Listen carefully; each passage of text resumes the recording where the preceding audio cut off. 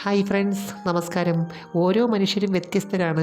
അതുകൊണ്ട് തന്നെ ചെയ്യുന്ന ഓരോ പ്രവൃത്തിയിലും ആ വ്യത്യസ്തത കാണാൻ പറ്റും. ഏത് രീതിയാണെങ്കിലും അതിൻ്റേതായിട്ടുള്ള പ്ലസ് പോയിൻ്റ് ഉണ്ട്, പിന്നെ ചില ലിമിറ്റേഷൻസും ഉണ്ട്. നമ്മളിപ്പോൾ ഒരു കാര്യം ചെയ്യുമ്പോൾ ഫിസിക്കലി അല്ലെങ്കിൽ മെൻ്റലി വളരെ ഹാർഡായിട്ട് തോന്നുവാണെങ്കിൽ നമുക്കത് എൻജോയ് ചെയ്യാൻ പറ്റത്തില്ല. തന്നെയല്ല, അടുത്ത പ്രാവശ്യം അത് ചെയ്യാനായിട്ടൊരു താല്പര്യം വരുത്തില്ല.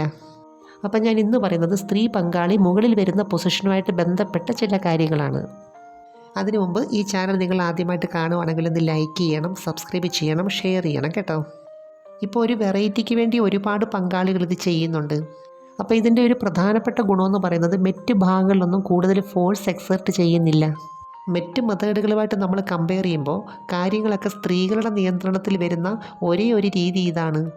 അതുകൊണ്ട് തന്നെ ഈ ഒരു മെത്തേഡ് അവർ കൂടുതലായിട്ട് ഇഷ്ടപ്പെടുന്നുണ്ട്. ഈ വിഭാഗത്തിലുള്ളവരെ സംബന്ധിച്ച് അവർ തമ്മിലൊരു പ്രത്യേക ആത്മബന്ധം കാണാറുണ്ട്. കാര്യങ്ങളെയൊക്കെ നിയന്ത്രിക്കുന്നത് സ്ത്രീയാണെങ്കിലും പുരുഷൻ്റെ ആരോഗ്യമാണ് ഇതിനകത്ത് ഏറ്റവും പ്രധാനം. ഈ ഒരു മെത്തേഡ് ആ രീതിയിൽ തന്നെ അവസാനിപ്പിക്കുന്നതാണ് നല്ലത്. അതുകൊണ്ട് അതിൻ്റേതായ ടൈമിങ് വേണം. അതുപോലെ ഇതിൻ്റെ ഒരു പ്ലസ് പോയിൻ്റ് എന്താണെന്ന് വെച്ചാൽ ഏത് ശരീരപ്രകൃതം ഉള്ളവർക്കും ചെയ്യാൻ പറ്റിയ ഒരു മെത്തേഡാണ്. ചിലർക്കാണെങ്കിൽ വണ്ണവും വയറും ഒക്കെ കുറച്ച് കൂടുതലാണല്ലോ, അവർക്കാണെങ്കിലും ഈസി ആയിട്ട് ചെയ്യാൻ പറ്റും.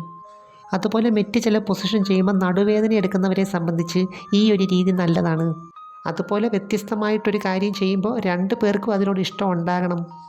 യഥാർത്ഥത്തിൽ നമുക്ക് തോന്നും പുരുഷൻ ഇവിടെ റെസ്റ്റിംഗ് പൊസിഷനിലാണെന്ന്, എന്നാൽ അങ്ങനെയല്ല.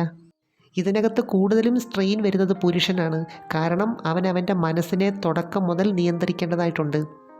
ലൈംഗികതയായിട്ട് ബന്ധപ്പെട്ട് എന്ത് കാര്യം ചെയ്യുമ്പോഴും ഏതൊരു മനുഷ്യനും അതിൻ്റെ പിന്നിലൊരു ഫാൻറ്റസി ഉണ്ടാവും. എന്നാൽ പുരുഷനെ സംബന്ധിച്ച് ഇവിടെ പ്രധാനമായിട്ട് ഓർക്കേണ്ട ഒരു കാര്യം, ഇതുമായിട്ട് ബന്ധപ്പെട്ട ഫാൻറ്റസി ഈ സമയം അധികം കാണരുത്. മറ്റു പല ചിന്തകളിലേക്ക് മനസ്സിനെ തിരിച്ചുവിടണം. എന്നാൽ ഒരു മൈൻഡ്ഫുൾനെസ് ഉണ്ടാകുകയും വേണം. ഇതൊരു ബാലൻസിങ് ആണ്. അതുപോലെ ഈ സമയത്ത് കൈകൾ സ്വതന്ത്രമായതുകൊണ്ട് അവരെ പല രീതിയിലും സഹായിക്കാൻ പറ്റും. ഇപ്പോൾ ഏത് രീതിയാണെങ്കിലും ഇതിനകത്ത് നമ്മുടെ ആത്മവിശ്വാസം വർദ്ധിപ്പിക്കുക എന്നുള്ളതാണ് പ്രധാനം. ഒരു തരത്തിൽ നമ്മൾ നോക്കുവാണെങ്കിൽ എല്ലാ മെത്തേഡുകളും നല്ല വ്യായാമമാണ്. അതുകൊണ്ട് നല്ല ആരോഗ്യവും ഫ്ലെക്സിബിലിറ്റിയൊക്കെ ഉണ്ടെങ്കിൽ മാത്രമേ എല്ലാ മെത്തേഡുകളും നമുക്ക് സക്സസ് ആയിട്ട് ചെയ്യാൻ പറ്റത്തുള്ളൂ.